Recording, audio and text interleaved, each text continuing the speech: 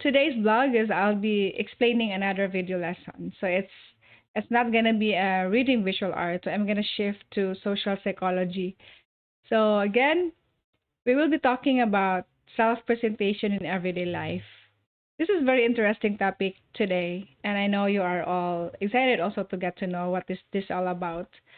So in our everyday life, right? We are in our everyday life, we have a lot of things to do. In everyday setting, teach, I also have a separate identity. So this is all part of our self-presentation. It depends on the environment that we are in. And I'm so, I strongly believe in that concept that we have specific social identities depending on the environment. So we have the specific social identities depending on the situation that we belong, when we go to church, when we teach, when you deal with your kids, with your husband or wife. So it has to be carefully understand and accept that we have this every day. So also need to be careful in creating our authentic impression and not to claim too much.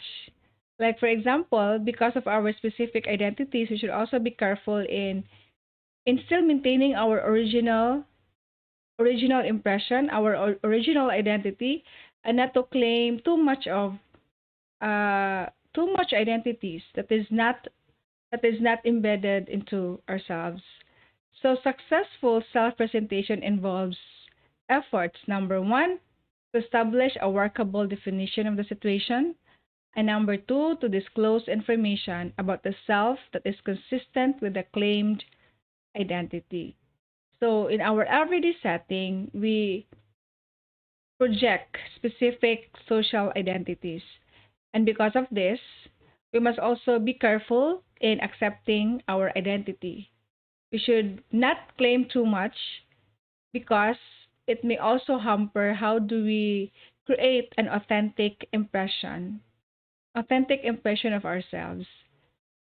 So let's start with the definition of the situation. So according to study, for interactions to be successful, participants in a situation must share some understanding about their social reality. So, in short, if I go to church, I also need to understand about my social reality. So, I need to know how to fit in or to assess myself if that specific role identity is related to the social reality that I am in. We have this so-called also symbolic interaction theory.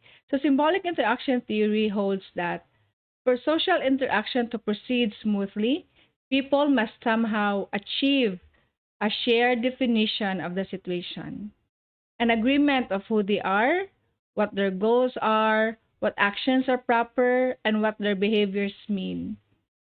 So when you talk about definition of the situation, you need to understand the specific role identity that you need to share to have that to proceed with a smooth social interaction. For example, if I am a teacher, so I need to take the role of teacher. So I need to fit in depending on the social reality. Participants in a situation must share some understanding about their social reality. We should know the definition of situation. Like I need to know about who they are, an agreement about who they are, what are my goals, what actions are proper, and what behaviors are important in this type of situation.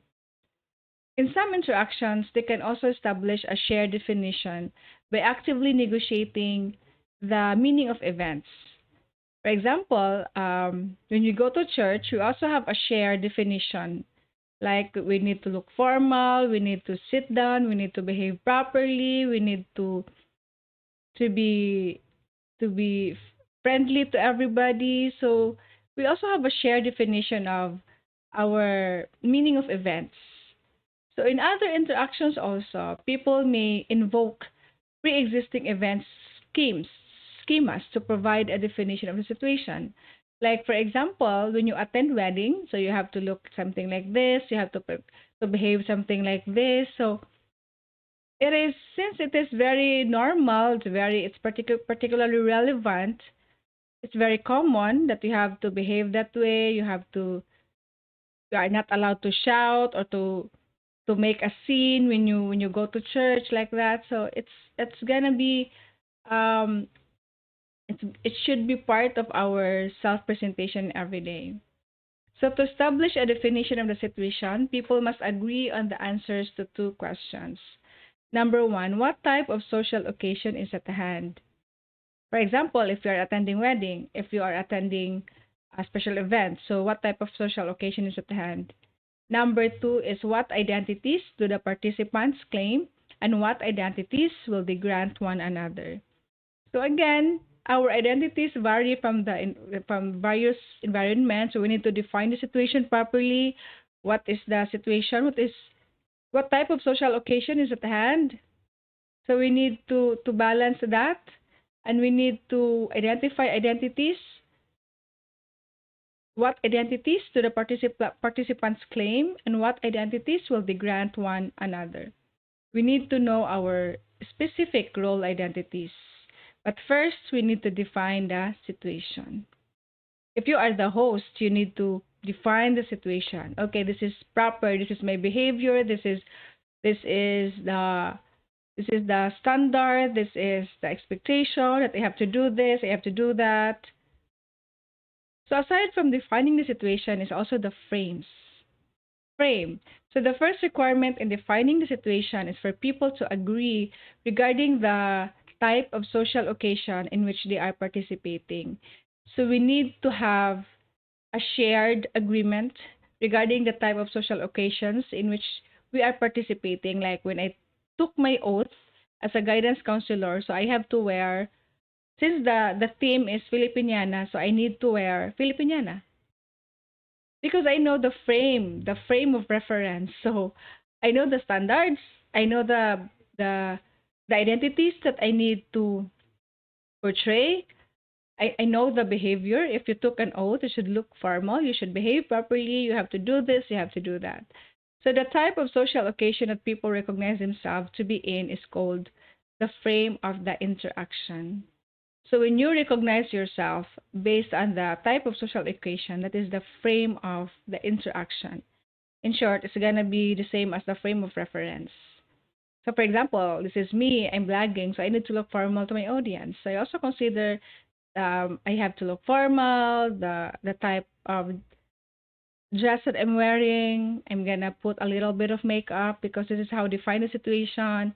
Although it's online, but also part of the frame of the interaction that I'm trying to build in. So more strictly, a frame is a set of widely understood rules or conventions pertaining to a transient but repetitive social situation that indicates which roles should be enacted and which behaviors are proper.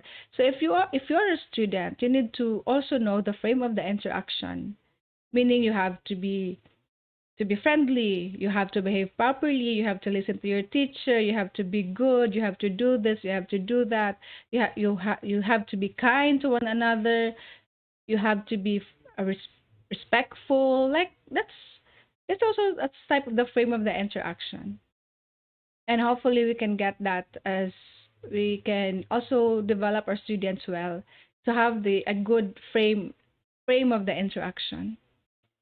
So participants usually know the frame of interaction in advance, or else they discover it quickly once interaction commences. So sometimes, however, there will be conflict and they must negotiate the frame of interaction.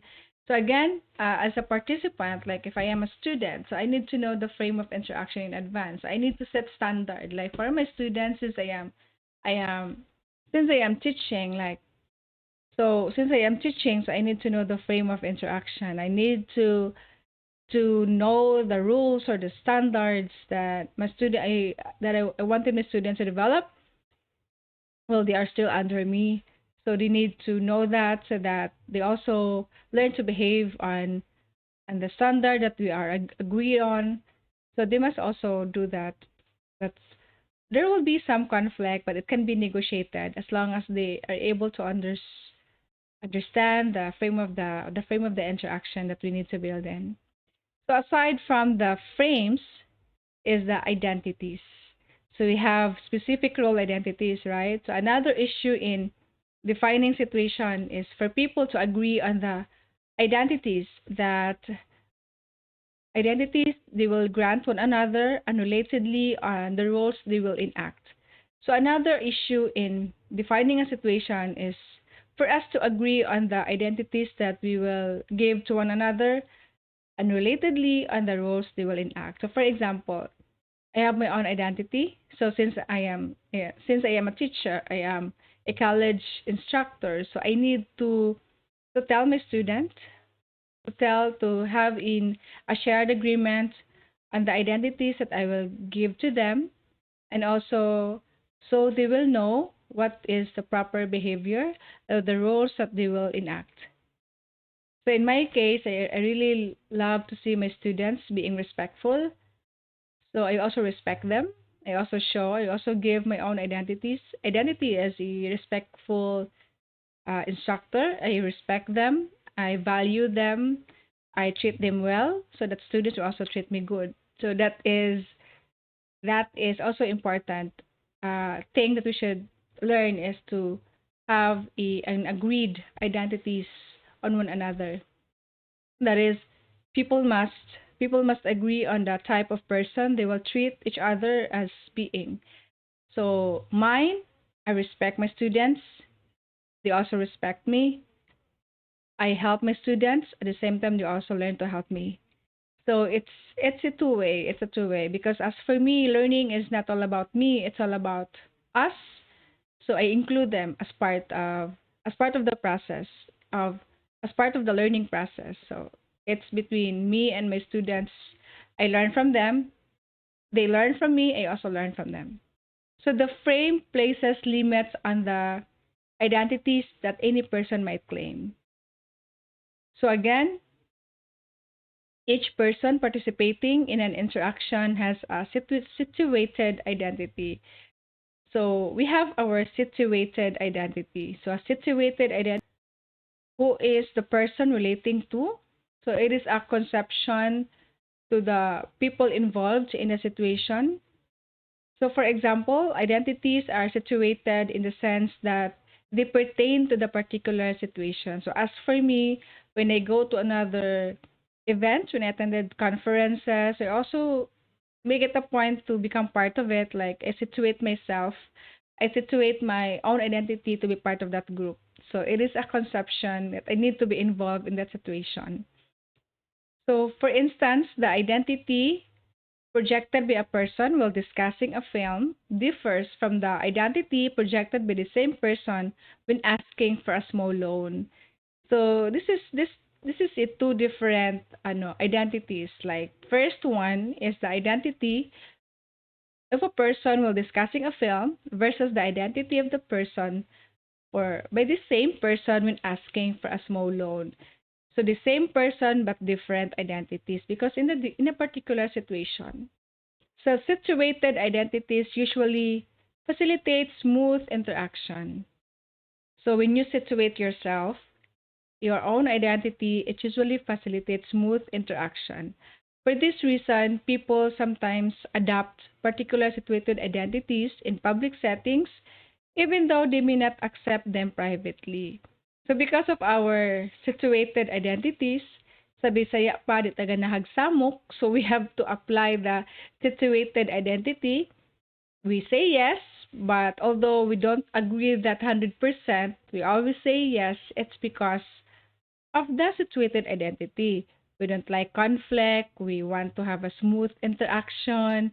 We follow, although privately you still have doubt, but for the sake of the group, for the public, you just learn to situate yourself to avoid conflict because the purpose of situated identity is to facilitate smooth interaction. To avoid unpleasant arguments, people, for example, you might relate to a friend as if she were an insightful or reliable person, even though privately you believe she is not. So, again, sometimes we do this, our identity, just to avoid unpleasant arguments. We say yes. Example, towards our parents, they want us to do something, we don't like it. But then again, since they are our parents, we say yes. Although deep in our heart, we don't like it. We don't like doing it. But again, we just need to learn to apply the idea of situated identity. So much of the time, our identities are not self-evident to others because their perception of us filter to the person's schemas and stereotypes they bring to a situation. So sometimes our identities are not self-evident to others because we usually filter that. We usually do not expose that much. So this sometimes we experience biases. These schemas bias the identities they perceive and grant to us. So we can control because our identities is in our control. So we can situate ourselves. We can do this even if we are not 100% confident in doing it. But because of the standards, the rules, and that they set in, so we just learn to situate ourselves. Thus, even if the identity claimed by us is authentic in the sense of being consistent with our self concept.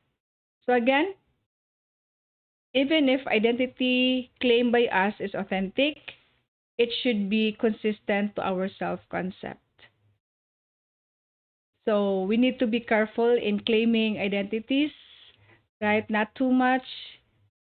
But when you claim your own authentic identity, this should be consistent with our self-concept. So our identities changes, no, depending on the situation, depending on the things that pushes us to change or to control our behavior. So is that would be the last. So this is a very long topic, so I just need to cut it down. So we will be talking or discussing more about self presentation in everyday life. So, our next topic is self disclosure. So, hopefully, you will stick to this video and listen for more learning videos that would very beneficial for us to understand and to apply in our everyday life. Thank you so much for listening, and I'll see you again for my next video blog. Thank you and God bless.